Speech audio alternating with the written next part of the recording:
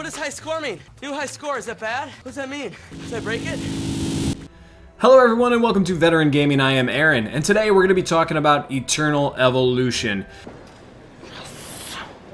Now this game doesn't have any energy, so you can kind of go as far as you can progress at the time. There's no hard stopping points other than on some of the dungeons where you get a limited number of tries a day.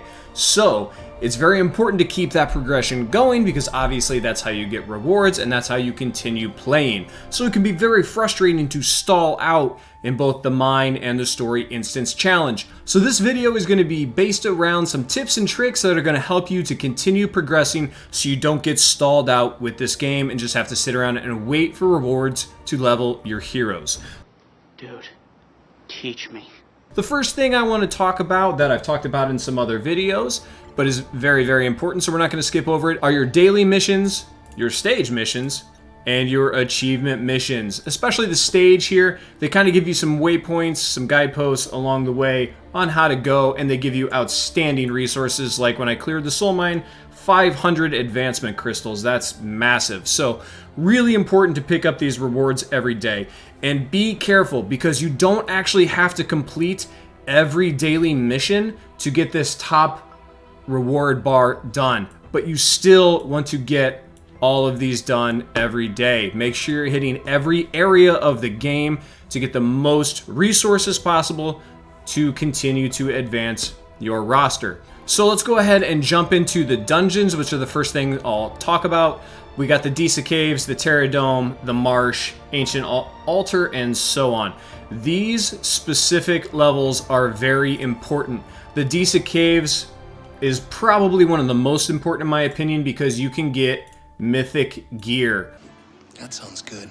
I'll have that. Once you get up to level 6, you can start to win mythic gear, which is absolutely huge. So you want to get the highest level gear possible. So make sure you're clicking on your raiders here, and it's going to tell you exactly what heroes you're going to want to try to use. It even recommends some down here, but it says, hey, you got to hit this Earth Shield a whole bunch of times, so make sure you're hitting it to get that Earth Shield so it doesn't wipe out your team. That's the kind of information you need to push this to the highest level that you can get the best gear. So not only do you need to do that, but you need to bounce back into these lower levels because they have limited clear rewards where if you smoke it in a certain amount of time, you're gonna get rewards. So if you're coming up here and you cannot complete tier 8, maybe it's worth it to come down here to make sure tier 2, tier 3, tier 4, all those lower tiers are completely cleared out because you can get some good rewards like limited recruitment cards and such.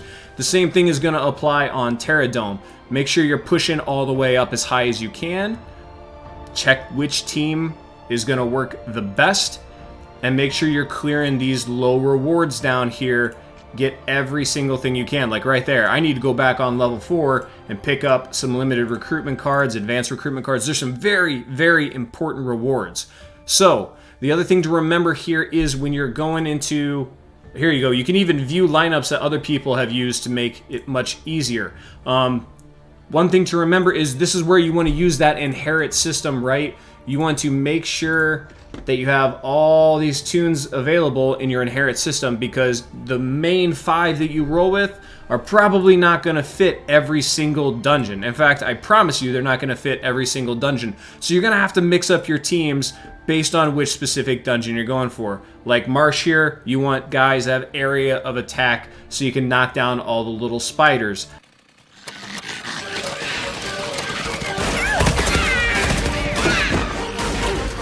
Doesn't matter if they're the most damaging characters, you just need the ones that fit the specific mission.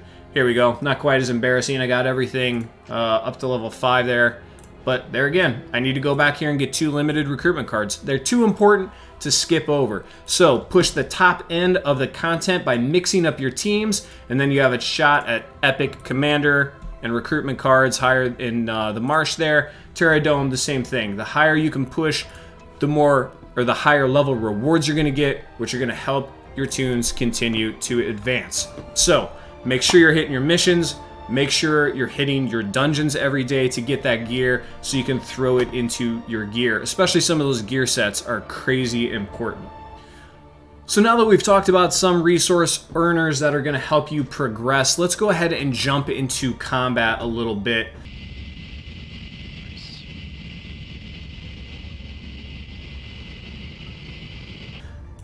I'm going to go ahead and show you some little tips and tricks as far as the combat system goes that are going to help you. So the first thing to remember is you want to have your 5 characters, right? Your 5 main characters. But it's also important where you place them. Sometimes, as much as moving a healer to the back row or a damage to the back row, or switching the tanks, even switching the tank sides, not even moving them rows, just switching the tank sides can be huge.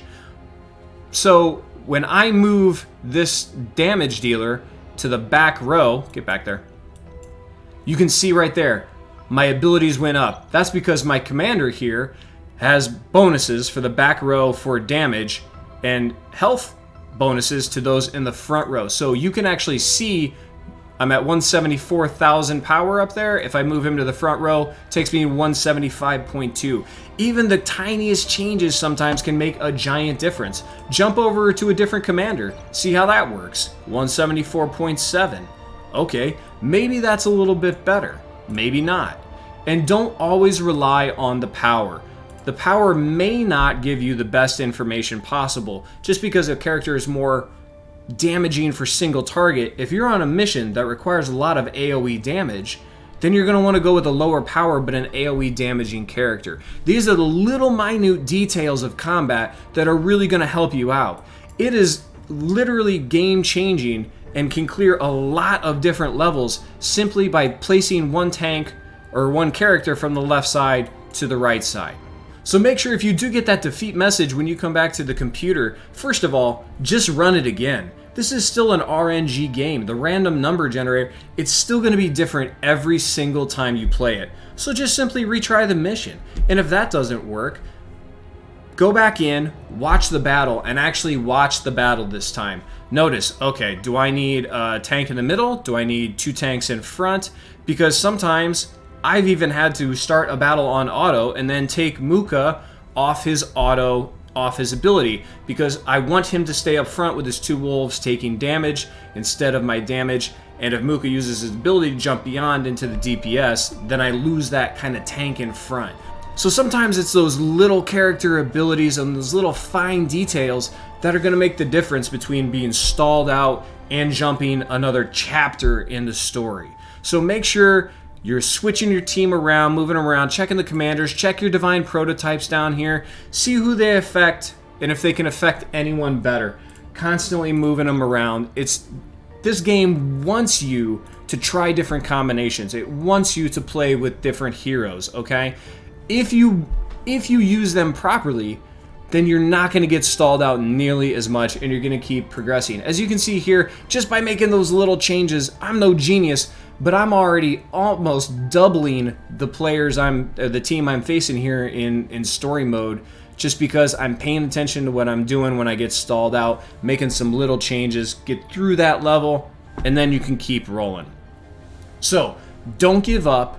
Watch the battle if you need to. Make some little changes, reset character, throw in another character if you need to. Make sure you're hitting the top end of those dungeons. They're incredibly important in the perimeter. It's going to help you get farther in the soul mine and the story, and that obviously carries your characters. So if you guys have any questions, comments, or concerns, put them in the comments section down below. I promise I will check them out and try to respond to them as soon as possible. Also, if you have any tips or tricks that have worked for you that you want to include to help the community out in general, make sure you put them down there too so we can start a discussion on what works for everybody. Because this is a new game, we're all still in that learning phase, so let's help each other out. Make sure you subscribe to the channel and hit the notification bell. I do stream from time to time and they kind of pop up randomly, so if you want a notification to see what I'm doing, make sure you subscribe and hit that bell. As always, smash that like button for me. As always, guys, have fun, good luck.